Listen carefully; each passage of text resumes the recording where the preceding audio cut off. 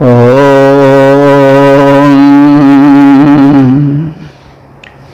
प्रेमियों, सुधीर श्रोताओं, सम्यक संप्रति हम सब ऋग्वेद के प्रथम मंडल के 143वें सूक्त के 25वें मंत्र की व्याख्या में प्रवेश करने जा रहे हैं।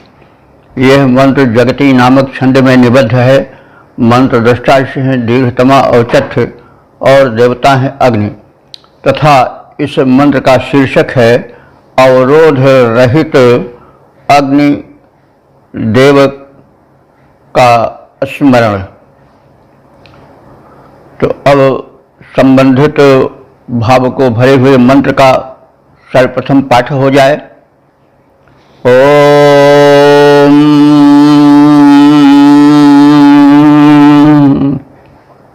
न यो वराय मरुतामिव स्वनः सेनेव सृष्टा दिव्या यथा शनिः अग्निर्जम्भैस्तैरत्तिर्भवति योधो न शत्रून् वना नृञ्जते।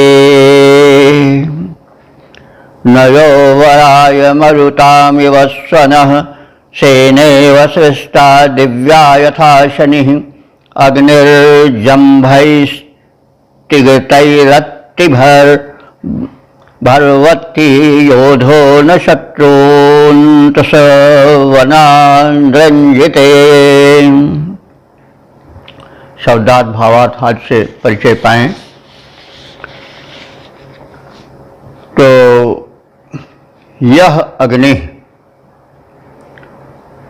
हे सुधीजनों सुनो, यह अग्नि जो अग्नि देवता, अग्नि का अर्थ होता है जो अग्रगण्य हो और जीवन में साफल्य के हेतु सबसे पहले जिसकी आवश्यकता हो, तो उसकी महत्ता का पहले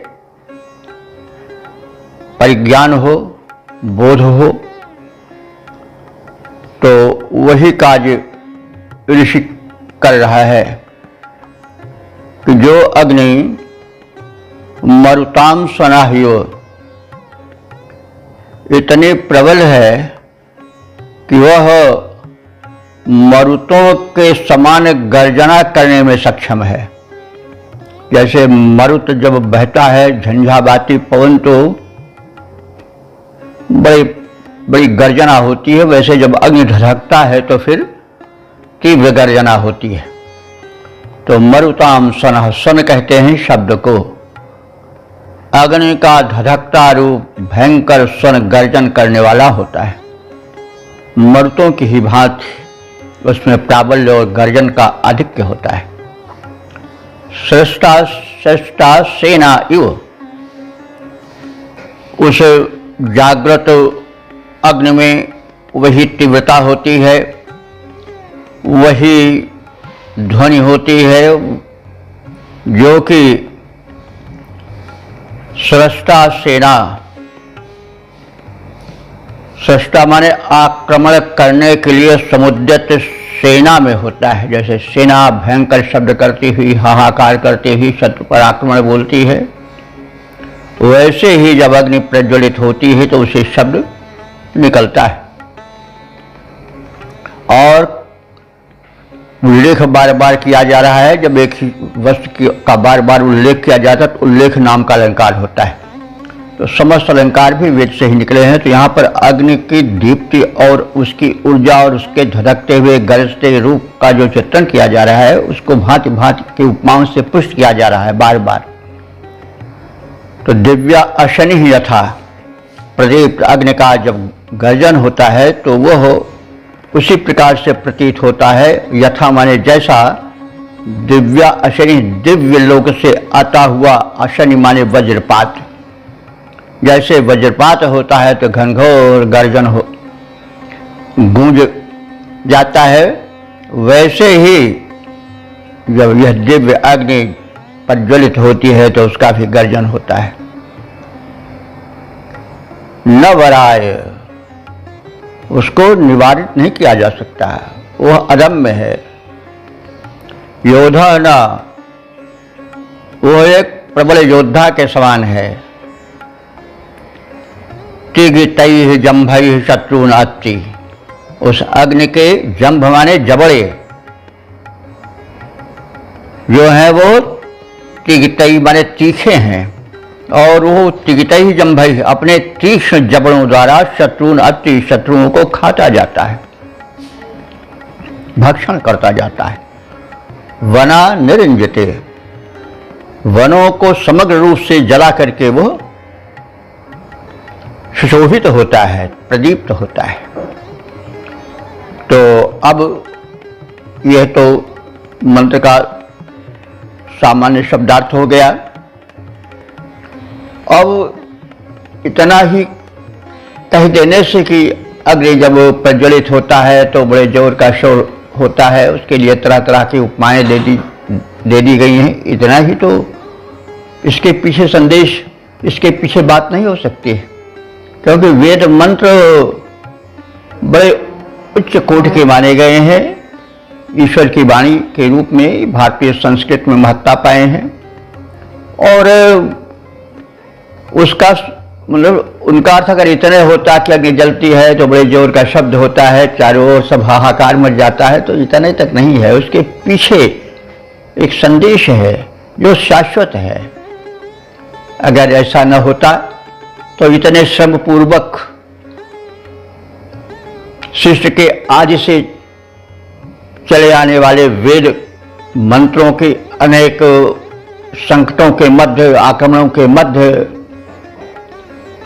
इस प्रकार से रक्षण की परंपरा सुधी वृंद में, ऋषियों में, विद्वानों में न जगती। वैदिक विद्वान उसके संरक्षण के लिए इतने अधिक श्रम न करते कि वेद अभी तक ज्यों का त्यों बना हुआ है, उसमें एक शब्द भी नहीं परिवर्तित हो पाया, क्योंकि वो समझते थे कि इसमें जो खजाना छिपा हुआ है उसी के मूल में मानवता का हित है। इसलिए श्रोताओं, बंधुओं, विचारकों, वेद मंत्र को इतने तक नहीं समझना चाहिए, उसके पीछे व्यापक संदेश है। तो अब जो भावार्थ है वो इस प्रकार से है कि जो अग्नि मरुतों की गर्जना के समान आक्रमणोद्यत सबल सेना के समान, आकाशीय वज्रपात के समान सर्वथा अवरोध रहित है, उसको कोई निवारित नहीं कर सकता है, रोक नहीं सकता है। ये अग्निदेव प्रबल योद्धाओं के समान ही अपने तीव्र ज्वाला रूपी जबड़ों और लपट के दंतों से वनों की भांति ही शत्रुओं को भी भस्मीभूत कर डालते हैं। तो यह तो सामान्य बात हुई, लेकिन इसके पीछे संदेश यह है कि अग्नि ऊर्जा का स्रोत है, और अग्नि जो है वह जब तक नहीं जागृत होती तब तक जीवन में गति नहीं आती। समग्र साधन रहें, लेकिन यदि उसमें अग्नि नहीं जलती है, यदि उसमें प्रबल इच्छा शक्ति नहीं आ पाती है, तो साधन ज्यों के त्यों पड़े रह जाते हैं। इसलिए पहले आग जगनी चाहिए। आग का मतलब हुआ कि पौरुष युक्त उत्साह का जागरण होना चाहिए, और आग लग जाए, चारों ओर एक दिव्यता प्रकाश फैल जाए, हाहाकार मच जाए, ऐसी शक्ति जगे, वही अग्नि का जागरण है। हमारे शरीर में भी अग्नि है नहीं, और अग्नि यही जब निकल जाती है तो शरीर मुर्दा हो जाता है। जिसमें जितनी ही प्रबल अग्नि होगी, जितना ही प्रबल उत्साह की ऊर्जा होगी, वह उतना ही महत्वपूर्ण होगा, उतना ही आगे बढ़ सकेगा। बिना अग्नि के जीवन बेकार है। आग का मतलब हुआ कि उत्साह जागरण का साधन, इसलिए अपने भीतर अग्नि जगाओ, उत्साह जगाओ, जिससे कि युग जो है कांप जाए उस ऊर्जा को देख करके। लेकिन ध्यान रहे उस ऊर्जा का दुरुपयोग न हो। उस आग से हम अपने घर को प्रकाशित करते हैं दीपक बना करके, लेकिन उस आग से हम किसी का घर भी जला सकते हैं और हाहाकार भी मचा सकते हैं। तो वो जो है वो अग्नि का राक्षसी प्रयोग है, अग्नि का रचनात्मक प्रयोग होना चाहिए। तो ऋषि उसी का संदेश देता है। और ऋषि जो है गुरु है जो पथ प्रदर्शन करता है। तो वेद का ही भाव सर्वत्र बिखरा हुआ है। मलिक मोहम्मद जायसी एक बड़े ही उच्च कोटि के साधक संत हुए हैं।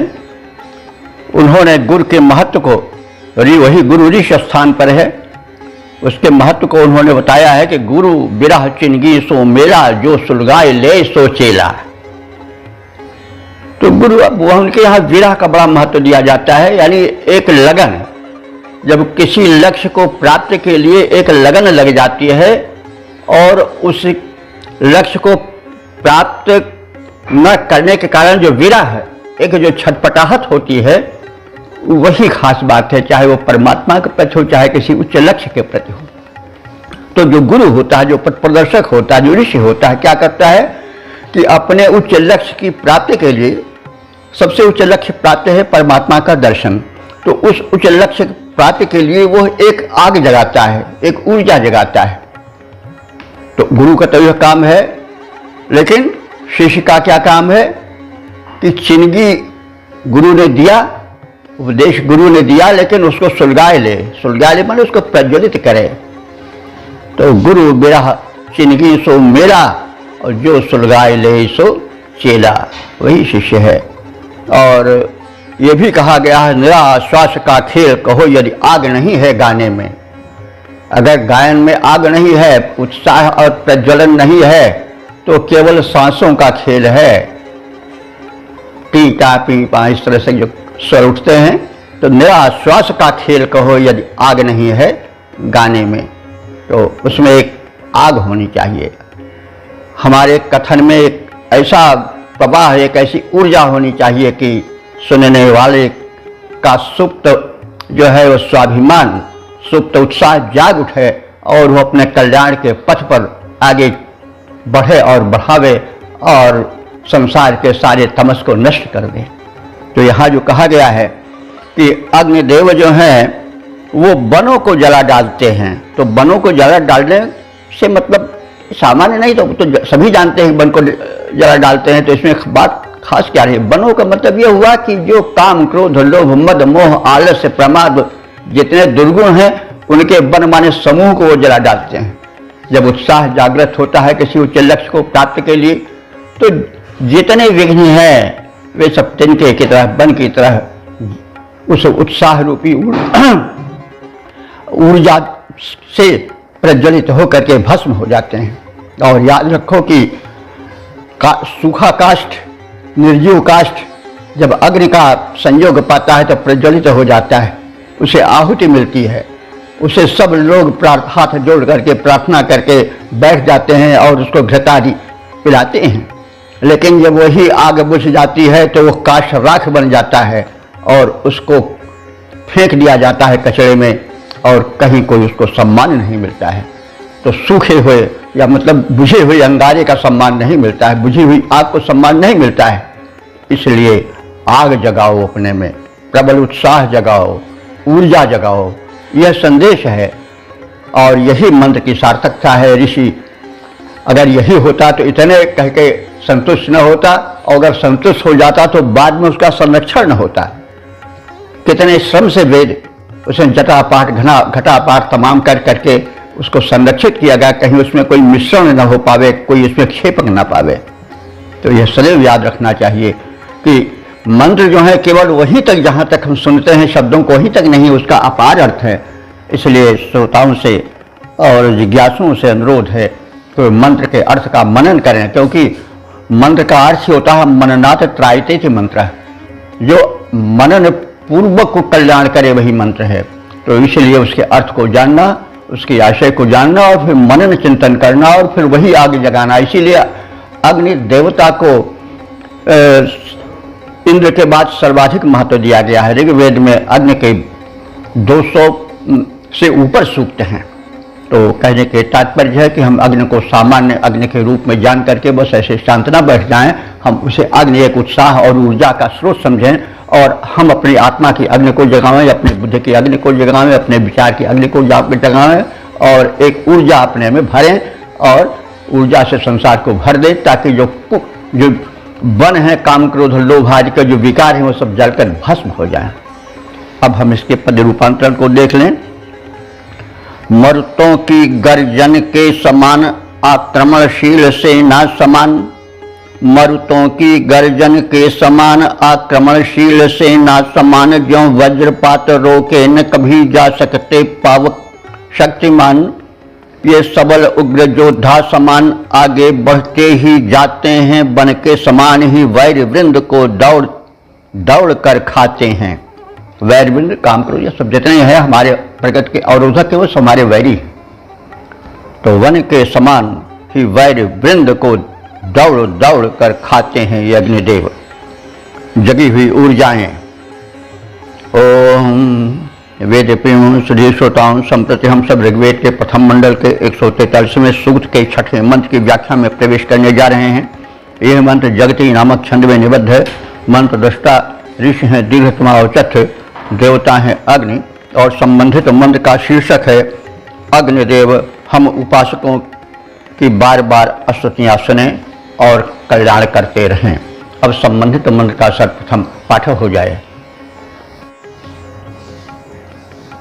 ओम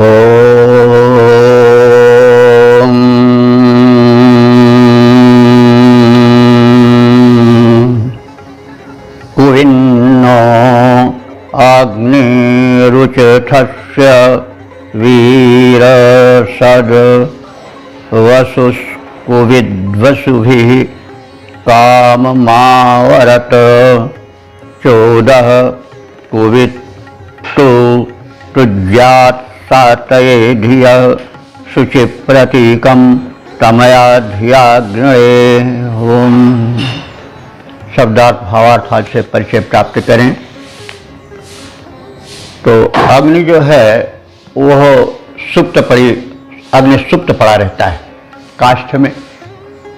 वैसे हमारे हृदय में जो एक प्रेरणा या प्रगति या उत्थान की भावना है वो भी सुप्त पड़ी रहती है, तो उसे हमें जगाना पड़ता है। और जब वो ऊर्जा जग जाती है तो कल्याण ही कल्याण है, क्योंकि बिना ऊर्जा के निश्चेष्ट जीवन मृत जीवन होता है। तो एतदर्थ प्रार्थना की जा रही है उन आगे देव से, ऊर्जा के प्रमुख स्रोत से कि हे अग्नि देव, हे ऊर्जा उत्पादक अग्रगण्य देवता, तुम जो हो वो न उचथस्य हमारे स्तोत्रों को, प्रार्थनात्मक स्तुतियों को, कुवित माने पुनः पुनः बार बार सुनो और वीह असत उसको सुनने की कामना वाले बनो। वीह असत कामना वाले बनो। तो हमारे स्तोत्रों को हे ऊर्जा के प्रथम स्रोत अग्निदेव तुम पुनः पुनः बार बार सुनो और वीह असत सुनने की कामना वाले बने रहो। यह नहीं तो है हमारे हृदय से ऊर्जा, तुम हमारे द्वारा प्रार्थित सुप्त रूप को त्याग करके प्रत्यक्ष प्रकट हो। वसु वसुभि कामम, वसु माने धन होता है और वसु माने वासस्थान भी होता है। तो जो वसु है, जो धन है, वही हमको वासस्थान भी देता है। धन न हो तो हम भवन भी नहीं बना पाएंगे और हमको वासस्थान नहीं मिलेगा। तो धन की बड़ी महत्ता है, लेकिन धन की व्यापकता पर भी ध्यान रखना चाहिए। धन केवल मुद्रा ही नहीं है, वरन धन जो है बुद्धि धन है, उदारता का धन है, चरित्र का धन है और स्वास्थ्य का धन है। Health is wealth. और अंत में बंधुओं, सबसे बड़ा धन है जो आवे संतोष धन, सब धन धूरी समान। तो अगर संतोष का धन आ गया तो सारे धन जो है धूल की तरह लगते हैं। तो संतोष का अर्थ नहीं हुआ कि अजगर करे न चाकरी, पंछी करे न काम, और दास मलूका कह गए सबके दाता राम, हम कामें न करें, वो कहें हम तो बस ईश्वर सहारे बैठे हैं, वो तो दैव दैव आलसी पुकारा है। तो इस तरह से ये आलसियों का है कि बस सब हम कुछ काम न करें, हमको मिल जाएगा। तो नहीं, कोई नहीं। धरती माता भी तभी देती है जब वो बीज पाती है, जब तुम्हारे पसीने से वो तरबतर हो जाती है, सिंचित हो जाती है, तभी वो देती है। तो जो देता है वही पाता है। इसलिए यह सदैव रखना चाहिए ध्यान में कि जो वसु है, जो धन है, वही हमको वास देने वाला बनेगा, वही हमको हमारे पैर को धरती पर टिकाने का आश्रय देगा, टिकने का आश्रय देगा। तो हे अग्निदेव, हम विविध प्रकार के आश्रयदाता वसुओं से, धनों से धनी बने और कुबित माने बार बार हम उस धन को पाने की चेष्टा करते रहें। क्योंकि किसी चीज को जब बार बार दोहराया जाता है तो उसमें अधिक तीव्रता आती है। एक बार किसी चीज की इच्छा की और बस इच्छा करके चुपचाप बैठ गए तो कार्य नहीं, लगातार पुनः पुनः प्रयत्न किया जाएगा। अग्नि स्वयं बताती है हम एक बार ऐसे नहीं, बार बार जब घर्षण होगा तभी हम पैदा होंगे। तो जो है वो तुम कुबित माने बार बार उस धन को जागृत करने की बुद्धि दो, जो कि अनेक आश्रयों को प्रदान करने वाला होता है, जो सहारा होता है जीवन का। और वो धन जैसे कहा जाता है, कहा गया है बार बार कि वो धन विविध प्रकार का धन होता है। केवल जब मनुष्य मुद्रा तक ही धन मान लेता है तब तो फिर वो तमाम गलत काम करने लगता है। तो नहीं, धन सब धन है, चरित्र भी धन है। अगर चरित्र ना रहा तो धन तो बस जाने में देर नहीं लगती। अरे एक ही बार में जुए के पासे पर रखा और बस सारा धन गया। तो इसीलिए संरक्षण की बड़ी आवश्यकता होती है। तो वो सब कैसे होगा? जब बुद्धि धन होगा, जब विचार धन होगा, जब विवेक धन होगा, जब आचरण धन होगा, जब स्वास्थ्य धन होगा। तो इस प्रकार से धन की हमें व्यापक रूप से पहचान होनी चाहिए। तो हे अग्निदेव, तुम बार बार हमारी इच्छाओं को पूर्ण करने की भूमिका बनाते रहो। धिया माने हमारी बुद्धियां, हमारे विचार 14 माने प्रेरित होते रहें। किसके लिए? कल्याण के लिए। और कुबित माने बार बार तु जात हमारे आप बुद्धियों को प्रेरित करो, हमें लाभ के लिए, हमें आगे बढ़ने के लिए, जीवन को धन्य बनाने के लिए पुनः पुनः प्रेरणा भरते रहो।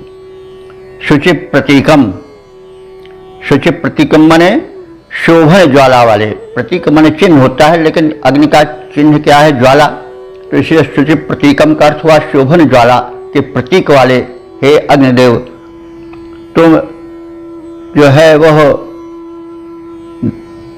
अयाध्या, अयाध्या माने उस अग्नि की तरह प्रज्वलित बुद्धि को हमें प्रज्वलित कर दो, जो कि हमें आगे बढ़ने के लिए ऊर्जा प्रदान करे। और हम जो है वो तुम्हारे द्वारा उस प्राप्त धिया माने बुद्धि द्वारा तुम्हारे गृणे माने गुण का गान करते रहें। और तुम्हारे द्वारा दी गई विमल बुद्धि से हम तुम्हारा गुणगान करते रहें।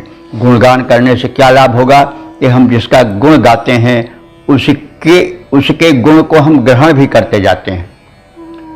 कोई अगर चोर डकैत का गुण गावेगा तो उसमें चोर डकैती का गुण बढ़ेगा। कोई किसी महापुरुष के गुण गावेगा तो उसमें महापुरुष के लक्षण आवेंगे। तो हम जिसका गुण गाते हैं, जिससे प्रभावित होते हैं, उसके प्रभाव को, उसके गुणों को ग्रहण करते चलते हैं उस गायन द्वारा। इसीलिए प्रार्थना का महत्व होता है। तो इस प्रकार से अग्निदेव हमारे स्तोत्र प्रार्थनाएं सुनने की बार बार कामनाएं करें। वैभवशाली अग्नि धन वैभव द्वारा हमारी इच्छाओं को बार बार सुतृप्त करें, धन के विभिन्न कोटियां हमें प्रदान करें और हमारी बुद्धियां उनसे विकसित हों, सुतृप्त हों। वे अग्निदेव हमारी बुद्धियों के प्रेरक बनकर हित की दिशा में हमें पुनः पुनः प्रेरित कर हमारा पथ प्रदर्शन करें। मैं अपनी विमल बुद्धि से विमल जाल वाले अग्निदेव की प्रार्थना करता हूँ। तो इस प्रकार से अग्निदेव को हम सामान्य अग्नि तो समझें ही, लेकिन उसके साथ साथ उस अग्नि को समझें जो हमें उत्साह भरती है, जो हमें ऊर्जा संचालित करती है, जो हमारे आत्मा में आत्मशक्ति बनकर के सुप्त पड़ी हुई है। उस सुप्त अग्नि को जगावें और जीवन को ज्योतिमय कर दें। जब अग्नि जागृत होते है, आकृति के जागृत होने पर अंधकार भग जाता है, ज्योति जाल छिटक जाता है, पथ जो है वो दिखाई पड़ने लग जाता है। तो इसलिए हम अग्नि के उस व्यापक अर्थ को समझते रहें और सामान्य अग्नि को भी ध्यान में रखें।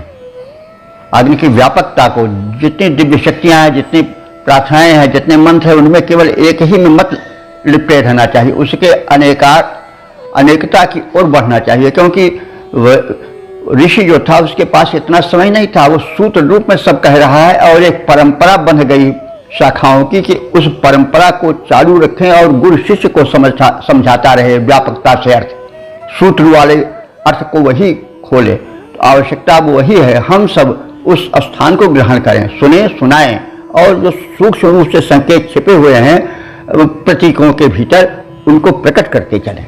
तभी कल्याण होगा हमारा भी और संसार का भी। और वही समर्थ है कि जो कि तारता हुआ तरे। समर्थ वो नहीं है जो कि अपना पार कर जाए नदी को, बल्कि वही समर्थ है कि जो कि तारता हुआ तरे, स्वयं तैर जाए और दूसरों को भी पार उतार दे। तो यह दिव्य दृश्य ध्यान में रखना चाहिए। जिसने अपने लिए खाया वो क्या खाया, अपने लिए जिया वो क्या जिया, ये तो नामर्दों की जिंदगी है। तो इस प्रकार से हम अपने दृष्टिकोण को व्यापक बनावें, अग्नि की तरह प्रज्वलित बनावें और प्रकाशक बनावें। यह इसका संदेश है। अब इसके पद रूपांतरण पर दृष्टि डाल लें। अग्निदेव फिर इच्छा, अग्निदेव फिर इच्छुक हों, श्रवण हेतु अस्तोत्र गान, वे वैभववान सुतृप्त करें बार बार वैभव प्रदान। वे वैभववान सुतृप्त करें हम सबको बार बार कर वैभव प्रदान, बार बार हित हेतु करें प्रेरित, सुबुद्धि बनकर महान, मैं विमल बुद्धि से विमल अग्नि का करता हूँ स्तोत्रगान। मैं विमल बुद्धि से विमल अग्नि का करता हूँ स्तोत्रगान। ओम वेद प्रेमियों, सभी श्रोताओं, संप्रथम सब ऋग्वेद के प्रथम मंडल के 133वें सूक्त के 7वें मंत्र की व्याख्या में प्रवेश करने जा रहे हैं। यह मंत्र जगती नामक छंद में निबद्ध है। मंत्र दृष्टा ऋषि हैं दीर्घतमा औचत है और देवता है अग्नि। संबंधित मंत्र का शीर्षक है उपासक हितैषी अभीष्टप्रद अग्नि का प्रज्वलन करते रहें। अब संबंधित मंत्र का प्रथम पाठ हो जाए। ओम घृत प्रतीकम व ऋतस्य धूर्षदमग्निम मित्रम न समिधान रिंजते, इंधानो अक्रो विदथेषु दीद्यच्छुक्रवरामुदु नो यंसते धियम। शब्दार्थ भावार्थ से परिचय प्राप्त करें। तो जो ऋतुज है वह यजमान उपासकों को संदेश देता है अथवा गुरु शिष्य को संदेश देता है। वो संदेश है कि हम तुम्हें अपने वचनों के द्वारा प्रोत्साहित कर तुम्हारे भीतर सुप्त अग्नि को जगा रहे हैं। अथवा ऊपर तो कहा गया है कि हम यज्ञार्थ अग्नि को प्रज्वलित कर रहे हैं, अथवा तुम्हारे भीतर सुप्त प्रेरणा तद ऊर्जा के स्रोत अग्नि को जगा रहे हैं, जिससे तुम शक्तिशाली बनो। तुम्हारी जो प्रगति की अग्नि है वो निरंतर जगती रहे, जलती रहे, वो कभी बुझे नहीं और तुमको आगे बढ़ाती रहे। वह ऋतस्य धूषदम घृत प्रतीकम अग्निम, वह माने तुम्हारी, हम उस अग्नि को तुम्हारे हित में, ऋतस्य माने यज्ञ के, ऋत माने आप सब जानते हैं सार्वभौम सत्य, जो सत्य कभी मिटे नहीं वो ऋत है। सत्य तो वो भी होता है जो आज है और कल न रहे। तो जैसे आज किसी ने कहा कि अमुक व्यक्ति जो है वो 2 वर्ष से श्रम कर रहा है, और फिर अगर उससे 1 साल बाद पूछा जाए तो वो कहा जाए को 3 वर्ष से श्रम कर रहा है, तो इसका मतलब नहीं हुआ कि झूठ हो गया। वो सत्य बदलने वाला सत्य है, आज का सत्य है, और कल का वो उस प्रकार का सत्य नहीं रहेगा, यह सामान्य सत्य है। और जो ऋत है वो सदैव वर्तमान रहने वाला सत्य है। जैसे सूर्य एक निश्चित समय पर प्रतिदिन उदित होता है और अस्त होता है, यह ऋत है, अनंत काल से ऐसा हो रहा है और होता रहेगा। जिसका जन्म होता है उसका मरण होता है, आदि का अंत होता है। तो यह सब सार्वभौम सत्य है, इसको ऋत कहा जाता है। और ऋत यज्ञ को भी कहा जाता है। अब आप ये संदेह कर सकते हैं, प्रश्न उठा सकते हैं कि भाई यज्ञ तो रोज होता नहीं है, तो ऐसी बात नहीं है। यज्ञ शाश्वत सत्य है, प्रकृति में निरंतर यज्ञ हो रहा है। जब से उस परम शक्ति परमात्मा ने एको हम बहुश्याम का संकल्प किया और ब्रह्मांड प्रकट हुआ, तब से निरंतर यज्ञ हो रहा है। सूर्य जो है अपने प्रकाश का यज्ञ दे रहा है, मेघ वर्षण का यज्ञ कर रहे हैं, पवन सबको प्राण प्रदान करने के यज्ञ कर रहा है, पुष्प खिल करके अपने सुगंध का यज्ञ कर रहे हैं, शरीर के अंग प्रत्यंग अपने कर्तव्य को निर्वाह करने का यज्ञ कर रहे हैं, और ये सब क्रम निरंतर चल रहा है। तो ये जो एक यज्ञ है ये व्यापक है, और यह संसार यज्ञमय है। तो यज्ञ कभी बंद नहीं होता है। जब यज्ञ बंद हो जाएगा तो प्रलय शून्य सब हो जाएगा। तो इसलिए यज्ञ को भी ऋत कहा गया है, क्योंकि यज्ञ हमेशा होता है। आप नहीं आहुति डालते हो तो इसका मतलब यज्ञ तो चारों ओर प्रकृति में भी हो रहा है और होता रहेगा। जीवन यज्ञ निरंतर चलता रहेगा, ये तो निरंतर्य है इसमें। तो वही कहा गया है कि हे उपासको यजमानो, जो तुम्हारा यह यज्ञ है उसका धूर्षदम माने धुरी रूप है। कौन? यह अग्नि धूर्षदम है, उसका धुरी रूप है, उसका जो है वो आधार रूप है। घृत प्रतीकम, और यह जो यज्ञाग्नि है वो घृत से प्रदीप्त होने वाला है, और घृत प्रतीक है, घृत के लक्षण वाला है। घृत माने वो घी तो है ही है, जो कि अग्नि में पड़ने पर ज्वाला को प्रदीप्त करता है और सुगंध भी फैलाता है, यज्ञ का एक मुख्य अंग है। और घृत माने शक्ति भी होता है। तो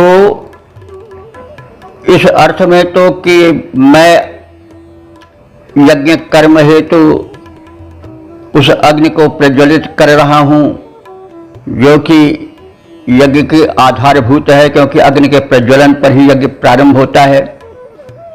और यह घृत का प्रतीक है, यानी घृत के द्वारा परिवर्धित होता है, प्रदीप्त होता है। दूसरी ओर अगर हम गुरु शिष्य परंपरा से माने, एक जो हमें हमारी ऊर्जा को जगाता है वही गुरु है। जैसे कहा गया है, गुरु बिरह चिंगी सो मेरा, जो सुलगाई ले सो चेला। तो वह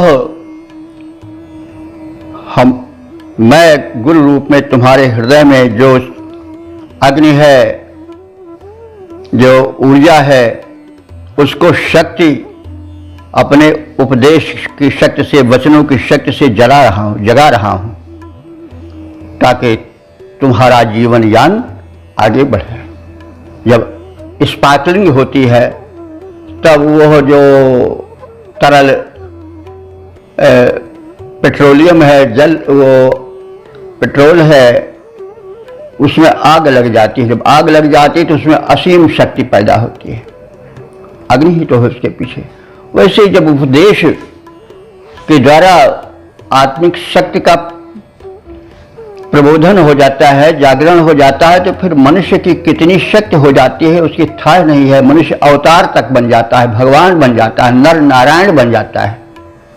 तो अग्नि का जगाना परम आवश्यक है। उधर पुरोहित कह रहा है कि मैं पर्यावरण शोधक अग्नि को जला रहा हूं, उधर गुरु रूप में शिक्षण दे रहा है, मैं तुम्हारी आत्माग्नि की जो सोई हुई सुप्त तुम्हारी शक्ति है उसको जागरण का प्रयास कर रहा हूं, तुम उसके प्रति सावधान रहो। और मित्रम नस, यह जो अग्नि है वो तुम्हारा मित्र है, यज्ञ रूप में भी मित्र है, और जो आत्मा में यज्ञ हो रहा है, शक्ति जागरण हो रहा है, उसका भी मित्र है। और समिधाना माने मैं उसको समिधाओं द्वारा, समिधा माने ईंधन द्वारा, तो ईंधन तो काष्ठ होता है यज्ञ के लिए, और वो वैसे ईंधन, आध्यात्मिक ईंधन जो है उपदेश आदि ईंधन होंगे, सद्विचार आदि ईंधन होंगे, उससे मैं रिंजते मैं उसको सुशोभन बना रहा हूं। और इस प्रकार से मैं उसको प्रदीप्त कर विभूषित बना रहा हूं। ईंधाना अक्रह विदिथेषु दीद्यत, विदिथेषु माने यज्ञों में यह जो है ईंधाना माने ईंधन बन करके उसको दीद्यत माने प्रदीप्त करेगा। तो जो मेरा प्रयास है वो सामान्य यज्ञ होने वाले काष्ठ आदि को उसमें घृतादि डाल करके जो यज्ञ का प्रारूप दिया जा रहा है, उससे अग्नि का शोभन प्रदीप्ति तो होगी ही, साथ ही साथ उपदेश आदि के द्वारा जो घृत शक्ति डाली जा रही है वो तुम्हारे जीवन यज्ञ में प्रदीप्त होकर के उसको प्रकाशित करेगी। न शुक्र वर्णम धियम उदयंसते, हमारी विशुद्ध बुद्धि को वो प्रदीप्त करेगा। न माने हमारा, शुक्र कहते हैं तेजस्वी, धियम कहते हैं बुद्धि को, उदयंसते माने प्रदीप्त करता है। जो यह हमारा प्रयास है वो पुरोहित कह रहा है कि हमारा प्रयास इस यज्ञ को प्रदीप्त करेगा। और उधर हम अध्यात्म अर्थ में लें तो हमारा जो है प्रयास हो रहा है भांति भांति के ईंधन डाल करके, उपदेश आदि डाल करके, प्रयत्न करके, आचरण का मंत्र दे करके उससे तुम्हारा जीवन यज्ञ जो है वह सफल होगा। तो हे यजमान उपासको अथवा हे शिष्यो, तुम सबके हित हेतु यज्ञ संपादक और घृत द्वारा प्रज्वलित अग्निदेव को मित्रवत बढ़ाकर प्रदीप्त करके सुशोभन बनाया जा रहा है। सम्यक प्रकाशित प्रदीप्त अग्नि हमारी प्रखर बुद्धि में तीव्रता और विमलता पूरित कर उसे सत्कर्मों की ओर प्रेरित करता है। यह जो यज्ञ है, यह जो इसमें जागृत अग्नि है, ये तुम्हें शुद्ध करेगी, तुम्हें सत्कर्म की ओर प्रेरित करेगी, तुम्हारी सुप्त ऊर्जा को जगावेगी, पर्यावरण का शोधन करेगी और तुम्हारा जीवन धन्य बनावेगी, तुम्हारा जीवन यज्ञ सफल होगा। तो अब इसके पद रूपांतरण पर दृष्टि डालें। इस अग्नि यज्ञ संपादक को हित हेतु जगाया जाता है। इस अग्नि यज्ञ संपादक को हित हेतु जगाया जाता है। घृत से प्रज्वलित बना करके मित्रवत बढ़ाया जाता है। करके प्रदीप्त शुचि धूम रहित करके प्रदीप्त शुचि धूम रहित छविमान बनाया जाता है। सम्यक आलोकित ज्वाल जाल से इसे सजाया जाता है। यज्ञाग्नि प्रकाशित विमल बना मेधा को विमल बनाता है। कर बुद्धि विमल शुभ कर्मों में प्रेरित कर उसे लगाता है। ये यज्ञ की महिमा है। ये जीवन यज्ञ को सफल बनाता है, अथवा हमारे पर्यावरण शोधन के लिए, हमारे कल्याण के लिए जो यज्ञ किया गया है, ये कथित उपाय से समृद्ध बनाता है, सफल बनाता है, जीवन को धन्य बनाता है। आदि आदि विचारों से भरे हुए मंत्र का हम निरंतर चिंतन मनन करते रहें। ओम वेद प्रेमियों सुधी श्रोताओं संप्रथम सब ऋग्वेद के प्रथम मंडल के 143वें सूक्त के 8वें मंत्र की व्याख्या में प्रवेश करने जा रहे हैं। यह मंत्र त्रिष्टुप नामक छंद में निबद्ध है। मंत्र दृष्टा हैं दीर्घतमा औचित्य, देवता हैं अग्नि, और संबंधित मंत्र का शीर्षक है अग्निदेव से पूर्ण सुरक्षा की प्रार्थना। अब संबंधित मंत्र का प्रथम पाठ हो जाए।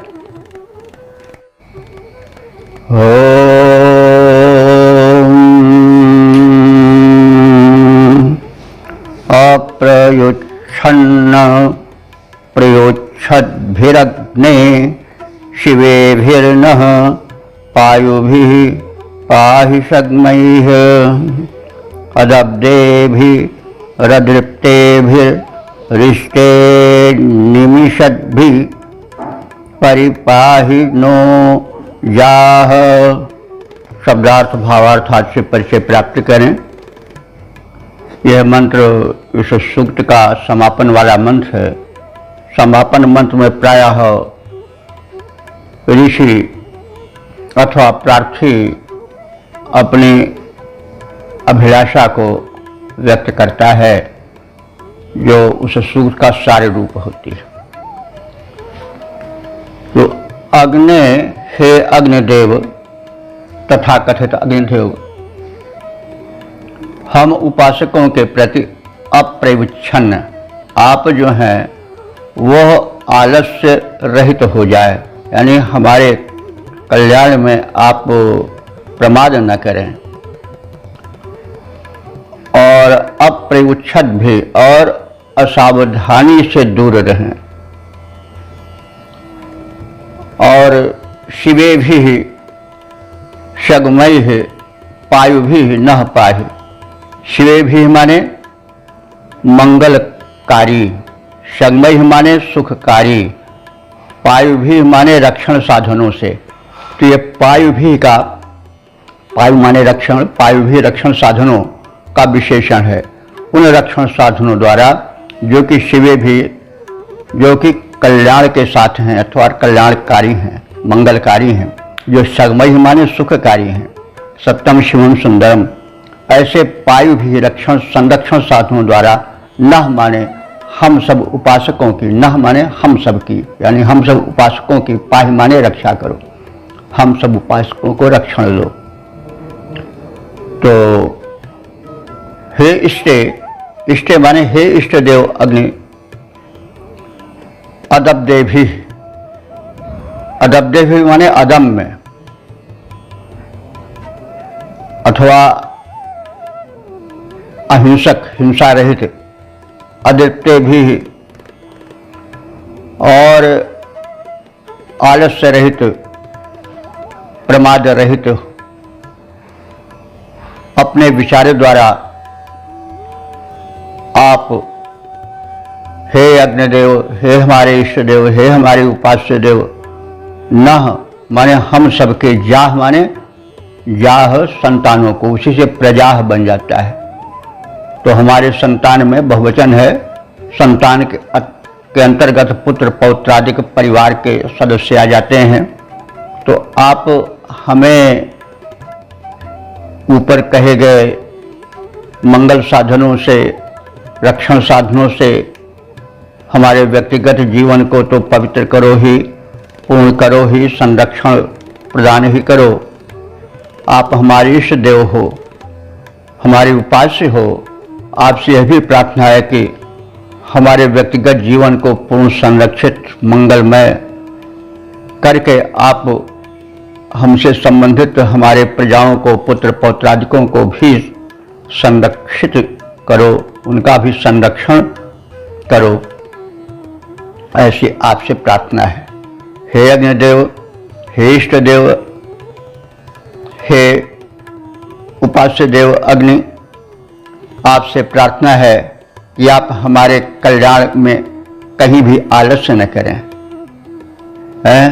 कब कब कहो टेरत दीन रट हो तो न श्याम सहाय, तुम हूँ लागी जगत गुरु जग नायक जग बाई।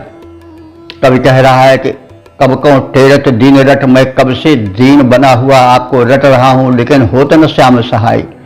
हे हमारे उपास्य देव कृष्ण, आप हमारी सहायता क्यों नहीं कर रहे हो?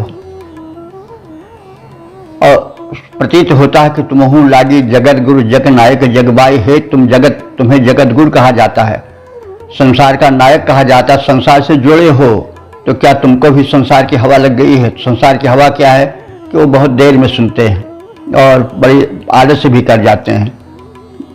तो संसार में जुड़े होने के कारण कहीं तुम में भी तो संसार की स्वार्थ वाली हवा नहीं लग गई है, आलस्य प्रमाद की हवा नहीं लग गई है। तो ये मतलब कोई दोष, कोई छिद्रान्वेषण नहीं है आराध्य का, वरन एक भक्त की पुकार है। पुकार में कभी कभी आर्त होने के कारण कुछ ऐसे शब्द भी निकल जाते हैं जो ऊपर से देखने में अच्छे भले लगते हों, लेकिन वो स्वाभाविक है, मनोवैज्ञानिक है। आर्त जब हृदय हो जाता है, आरत के चित रहत न चेतु, पुन पुन कहत यापनो हेतु, तो ये स्वाभाविक है।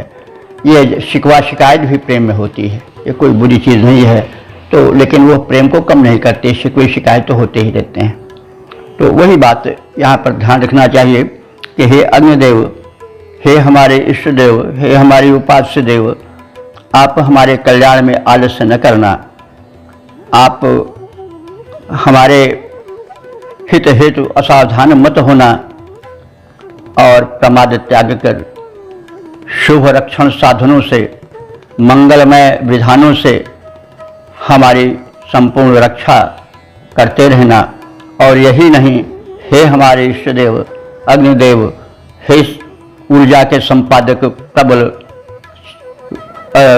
सर्वव्यापक अग्निदेव, आप हमारे साथ ही साथ हमारे संतानों, हमारे पुत्र पौत्रादिकों को भी संरक्षण देते रहो, यह आपसे प्रार्थना है। पद रूपांतरण देखें। हे अग्निदेव, हे इष्ट देव, हे अग्निदेव, हे इष्ट देव, यह सविनय विनय हमारी है, यह सविनय विनय हमारी है। हम सबके रक्षा की तुम पर अब पूरी जिम्मेदारी है। हम सबके रक्षा की तुम पर अब पूरी जिम्मेदारी है। आलस्य रहित, व्यवधान रहित, पूरे सुख साधन के द्वारा हम सबकी संतानों का रक्षण भार तुम्ही पर है सारा। अब सब हमारे तुम्ही तो हो, जीवन का मैंने सौंप दिया, सब भार तुम्हारे हाथों में। उत्थान पतन अब मेरा है, सरकार तुम्हारे हाथों में। मुझ में तुझ में बस भेद यही, तू नर है मैं नारायण हूँ। मैं हूँ संसार के हाथों में, संसार तुम्हारे हाथों में। जीवन का मैंने सौंप दिया, सब भार तुम्हारे हाथों में। उत्थान पतन अब मेरा है, सरकार तुम्हारे हाथों में। तो यह भक्ति का निवेदन है, यह भक्तिपूर्ण हृदय की एक प्रस्तुति है। यह पहले वेदों में ऋषियों के भावपूर्ण मंगलमय हृदय से निश्चित हुई समर्पण रूप में, और उसी कर्म में यह निरंतर चलती रही, क्योंकि हृदय तो वही रहा है, धड़कन वही रही है। युग बदलता गया, क्षण बीतते गए, वर्ष होते रहे, रात होती रही और जाती रही, दिन होते रहे और जाते रहे, लेकिन जो क्रम सृष्टि का है वो चलता ही रहा। और जो पीड़ाएँ हैं, वेदनाएं हैं, उद्गार हैं, वे पूर्ववत चले ही आ रहे हैं, वो आदि से अंत तक हैं, रहेंगे। दिल धड़केगा, भावनाएं उठेंगी, संतुष्ट होगा, गुरु शिक्षण देंगे, प्रशिक्षण देंगे, और उसकी छाया में अपने जीवन को धन्य बनाते चलें। तो ऋषि की प्रथम अभिव्यक्तियां हैं, और हमें उन पर ध्यान दे करके अपने जीवन को उसी सांचे में ढालना चाहिए, धन्य बनाना चाहिए। ये वेद मंत्र बड़े ही कल्याणकर हैं। इसीलिए अनेक संकटों में रह करके एक ऋषि परंपरा ने इसका संरक्षण अद्यावत किया और वेद ज्यों के त्यों बने हुए हैं, उनमें एक अक्षर भी नहीं कम हुआ, न एक अक्षर बढ़ा। ये सबसे बड़ी विशेषता है, इसमें कहीं क्षेपक नहीं आ सका है। तो इस प्रकार से हमने ऋग्वेद के प्रथम मंडल के 143वें सूक्त के 8वें मंत्र की व्याख्या संक्षेप में जान ली, और अब तक जो हम लोग व्याख्या पथ पर चले हैं उस क्रम में कुल 1522 मंत्र व्याख्यायित हो चुके हैं, जिन्हें आप लोग सुन रहे हैं। और अनुरोध है कि आप जिन अंशों को न सुने हो उनको पुनः सुने और पुनः पुनः सुने, और सुने ही नहीं सुनावें भी, और प्रेरित करें, क्योंकि वही समर्थ है कि जो कि तारता हुआ तरे। केवल अपने ही तक किसी शुभ वस्तु को समेटे रह जाना स्वार्थ है। हम स्वयं धन्य बने और दूसरों को धन्य बनावें, तो वेदवाणी से अधिक और दिव्य वाणी क्या हो सकेगी। यह संपूर्ण मानवता के लिए है। तो अब हम इस संबंधित सूक्त के संक्षिप्त सार से परिचय प्राप्त कर लें। इस सूक्त में जो है वो 8 मंत्र हैं और 1 से 7 मंत्र तक जगती नामक छंद में निबद्ध किए गए हैं। अंतिम 8वां मंत्र त्रिशुप नामक छंद में निबद्ध है। मंत्र दृष्टा ऋषि हैं दीर्घतमावचथ, देवता हैं अग्नि। अग्नि के विषय में हम बहुत कुछ परिचित हो चुके हैं। अग्नि जब तक जलती नहीं तब तक काम नहीं होता, ऊर्जा नहीं उत्पन्न होती। इसलिए हमें अपने हृदय की अग्नि को जलाना चाहिए और उसे प्रकाशित कर अपने को आगे बढ़ाना चाहिए। तो इस सूक्त के प्रथम मंत्र में अग्नि की महत्ता का वर्णन है। दूसरे मंत्र में अग्नि का प्राकट्य और संवर्धन होना चाहिए। अपने हृदय में अग्नि जगाओ और अग्नि को बढ़ाओ। उसी प्रकार से यज्ञों में अग्नि जलाओ और पर्यावरण का शोधन करो। और तीसरे में अग्निदेव की दीप्ति का वर्णन है कि वे जब दीप्त होते हैं तो किस प्रकार से कल्याण होता है। चौथे मंत्र में अग्नि की घर घर में स्थापना होनी चाहिए और उनकी समर्चना होनी चाहिए। कहा जाता है कि पहले राजाज्ञा थी कि हर घर में यज्ञ होना चाहिए, तो अब भी हमें उसका पालन करना चाहिए। हम कहीं भटके हुए हैं तभी आज इतने रोगी हैं, इतने शोकी, इतने दुखी हैं। सब कुछ होते हुए भी आज हम पंग हैं। हमने भले भले बड़े कार और बड़ी बड़ी तेज सवारियाँ गाड़ियाँ बना ली हो, लेकिन चलते हैं तो 10 कदम में थक जाते हैं। तो हमारा जो चरण है वो चरणत्व से शून्य हो रहा है, क्योंकि हमें अग्नि तत्व की कमी है। हम अग्नि तत्व को जागृत करें। और इस प्रकार से 5वें मंत्र में अग्निदेव का अवरोध रहित रूप बताया गया है कि अग्नि जग जाते हैं तो उनको कोई रोक नहीं सकता है। अग्निदेव उपासकों की स्तुतियाँ सुने और मंगल भरें, यह 6वें मंत्र का संदेश है। 7वें मंत्र में उपासकों की अभिलाषाओं के पूरक है अग्निदेव। अगर आप अग्नि को जगाओगे, अग्नि को प्रज्वलित करोगे, वो तुम्हारा कल्याण करेंगे। अग्नि तो प्रकट है, लेकिन काश में प्रकट है, लेकिन आप घर्षण नहीं करते हो, इसलिए अग्निदेव प्रकट नहीं होते हैं। उनकी ऊर्जा से और उनके प्रकाश से हम लाभ नहीं उठाते। वैसे हमारे आत्मा में अग्नि है, एक ऊर्जा है, लेकिन हम उसको जगाते नहीं हैं, वो सुप्त पड़ी रहती है, इसीलिए हमारा जीवन धन्य नहीं हो पाता है। 8वें मंत्र में अग्निदेव से पूर्ण सुरक्षा की कामना की गई है। साथ ही साथ संतान परंपरा में जो पुत्र पौत्रादि हैं वो भी सुरक्षित रहें, सुखी रहें, मंगल शांतिपूर्ण जीवन, प्रगतिपूर्ण जीवन बितावें, इसकी प्रार्थना है। तो इस प्रकार से हमने इस मंगलमय सूक्त का संक्षिप्त अध्ययन किया। अब हम अगले व्याख्याक्रम में 144वें सूक्त में प्रवेश करेंगे। ओम सर्वे भवन्तु सुखिनः, सर्वे सन्तु निरामयाः, सर्वे भद्राणि पश्यन्तु, मा कश्चित् दुःख भाग् भवेत्।